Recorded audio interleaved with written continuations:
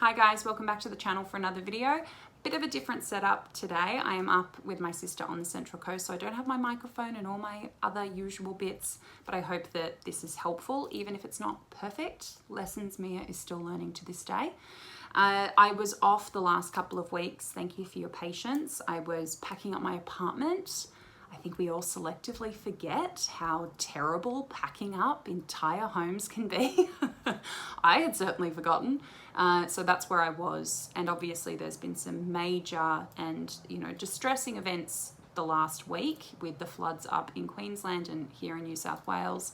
And obviously the situation in Ukraine. And so like many of you, I have just been doing my best to process, to help privately in ways that I can, and to just try to absorb as much as I can without it affecting my mental health too negatively. I am sending so much love to anyone affected by either of those scenarios. So much love. And I of course wanted to come back and make a video, but it's sometimes tricky to figure out if that's appropriate or if that's even going to be helpful. So I hope that it is to some degree. Today I'm going to be answering your most taboo off-limits questions about my eating disorder and recovery, the kinds of things you might have considered asking and gone, oh, I don't think I can ask her that. Totally open to any question. There is no judgment associated with your questions. I am not going to be offended or hesitate. I'm willing to answer anything and everything. I have already answered some of these questions in a podcast episode which will be up next Tuesday, so that's kind of like a part 1, part 2, because there were so many amazing questions, and I may even save some of them for future videos and podcasts because it was really interesting once we kind of remove that pressure to maybe not ask questions we think we shouldn't. It was really interesting what you guys really wanted to know. So we're going to be getting into that. I should let you know that on March 28th, we are doing a body neutrality workshop. I don't run these very often. I advertise this on Instagram, so I don't know how many tickets will be left, but it is a week-long workshop talking all about what body neutrality is, but most crucially, teaching you practical skills to help you make your body image more tolerable. This is whether or not you're in recovery, you're recovered, you've never had an eating disorder. I think we can all do work to improve our body image. It's a 7-day workshop. There is a 1-hour presentation. There are 2 Facebook Lives with me that both go for 1 hour at the top and tail of the week to start us off and finish us off. And there are new resources every day. Most of it takes place in a private, exclusive Facebook group, and by most of it, I mean all of it. And I am in there with you every day, helping you with the assignments, helping you with the resources we're working through, answering all of your questions. It is one of our most popular workshops. It's one I hear about all the time from people who have done it as long as like 5 years ago, as recently as last year. They are still using the skills and tools. You can read more about the event and buy your tickets at the link below. And I can't wait to see you all there. It is all online, so you can join from wherever you are in the world.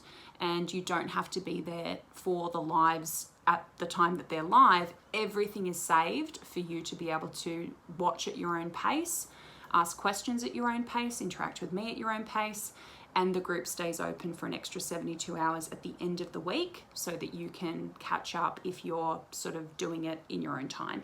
So go and check that out. Can't wait to see you there. One of my favorite things to work through with people. First question, what physical damage has your eating disorder caused you? I ended up with a permanent skin condition called rosacea, which you can't really see unless I'm overheated or I am stressed. It'll come out. I used to, in my eating disorder, they would present as little tiny bumps, and they were everywhere. They were on my eyes, they were all up my cheek, around my mouth, on my lips. It was so incredibly painful, and it was a really important tipping point for me to go into recovery. I talked about this a little bit in the podcast as well, that, my eating disorder was so ashamed of what the rosacea had done to my face, but also had to face the fact that it was the reason I had rosacea. So it was a really strong piece of evidence and logic that I could use to start challenging the eating disorder, that its claim that it was doing all these great things for me, but was also doing things that it was upset about, was a really, really powerful thing. Other than that, I was really lucky. I didn't really come out the other end with too many permanent physical issues, but that is not necessarily the case for many people. So the sooner you can get out of this thing, the better. It's usually time plus eating disorder equals some pretty scary stuff that can happen to the body. Did you steal food? Yes, I can't believe I have never made a video about this. And nobody talks about it. I stole food all the time. I stole food from when I was a child, and it was a big sort of warning sign that was there from my childhood. I grew up in a household where foods were really demonized and where there were foods for the adults and foods for the kids. We would have food hidden from us. We would have to ask permission if we wanted to eat like the last of the leftovers or the last of something in the cupboard or the fridge. Not saying like, oh, by the way, I ate the last of that, can you replace it? We had to ask permission. If we didn't, there was a disproportionate response to us doing those things. So yes, stealing food was a pattern which started really, really early on in my life before eating disorder. And it was entirely shame-based and entirely because I was embarrassed because of the amount of attention, bad attention I'd been given around food in my family and in my house from when I was a child.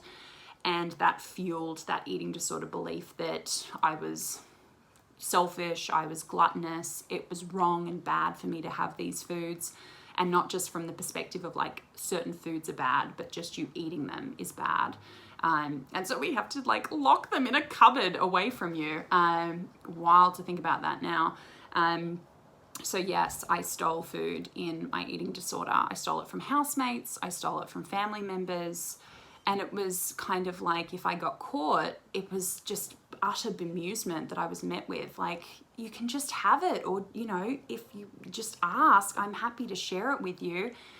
And I knew that, but the shame and the, like I said, humiliation and embarrassment was just so strong and had been embedded from such a young age that it was something I really, really had to unpack. And I'll even now find myself like going to get something, and if I hear footsteps coming into the kitchen, I'll kind of go, whoop, and I just go, that's an old unhelpful signal. There is nothing to be embarrassed about or ashamed of, but it's just little 6-year-old Mia going, is this still a thing we have to worry about? And 34-year-old Mia is like, we're all good. Have the chocolate. Nobody cares. Did you lie or lash out at friends and family in your eating disorder? I think every single one of the people who were close to me at the time would say, yeah, she did. I was incredibly anxious and on edge. I was like at a 99 out of 100 in terms of like ready to go emotionally all the time.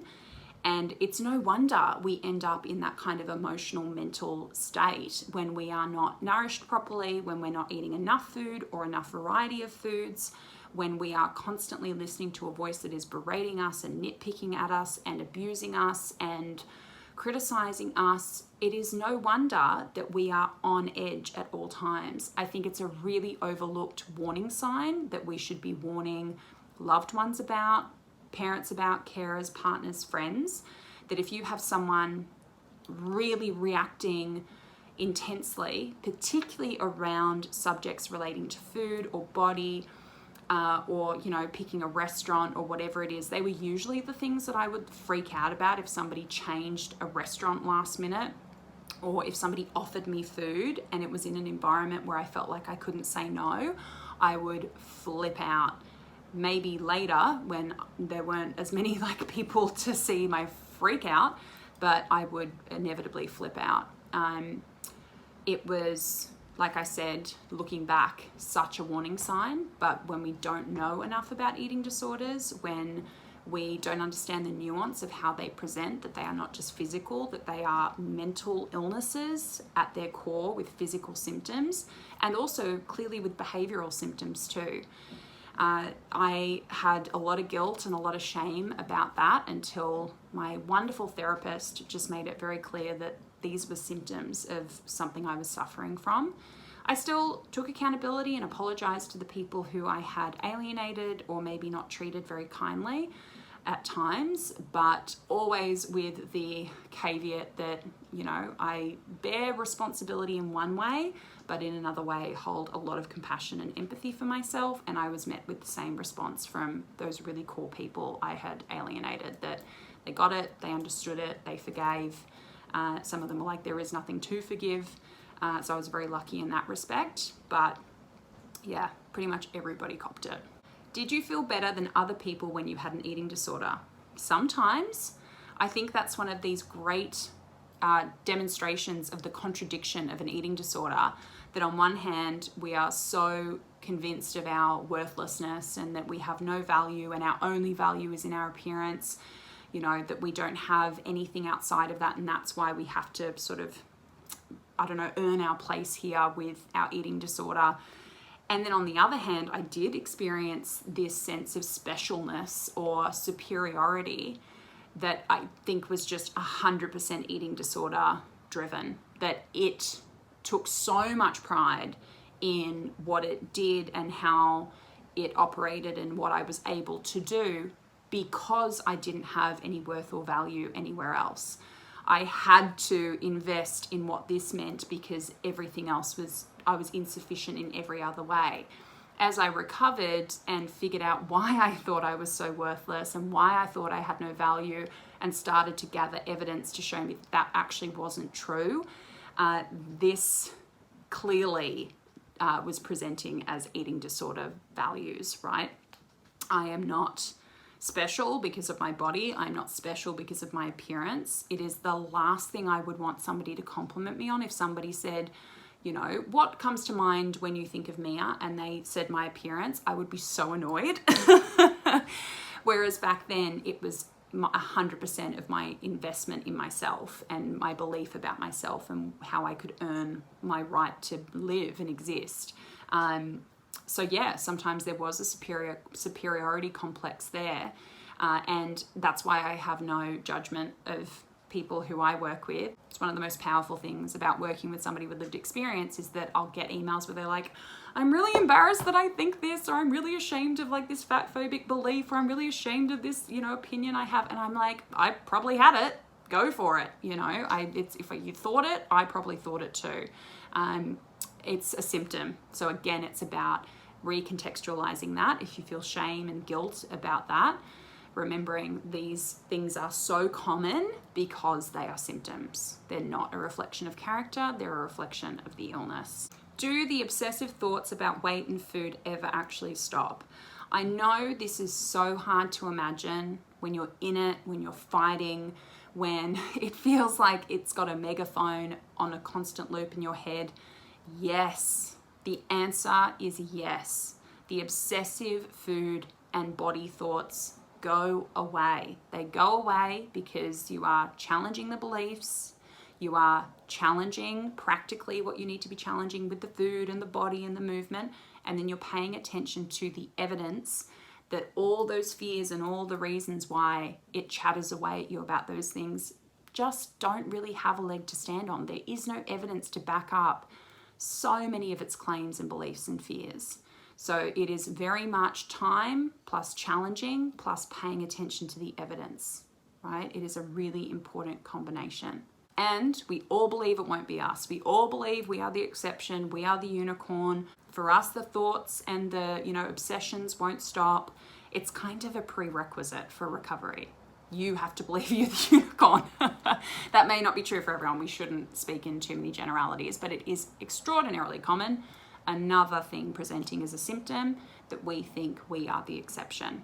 So I didn't get to everything because, like I said, there were so many that I kind of want it to be a bit of a series. I'll do another podcast episode with some more videos because I think it's important, like with anything with eating disorders, to talk about it, right? Talk about the things that we're afraid to ask, as long as, the content of my answer isn't going to be triggering and it's not going to be unhelpful or prescriptive. I would never answer anything where I was giving you like instructions on how to have an eating disorder, but we got to talk about the stuff that we're scared to talk about because shame is such a core component of how eating disorders survive. So I hope that was enjoyable. I hope that this 15 minutes or 20 minutes helped you to maybe take your mind off big events in the world at the moment.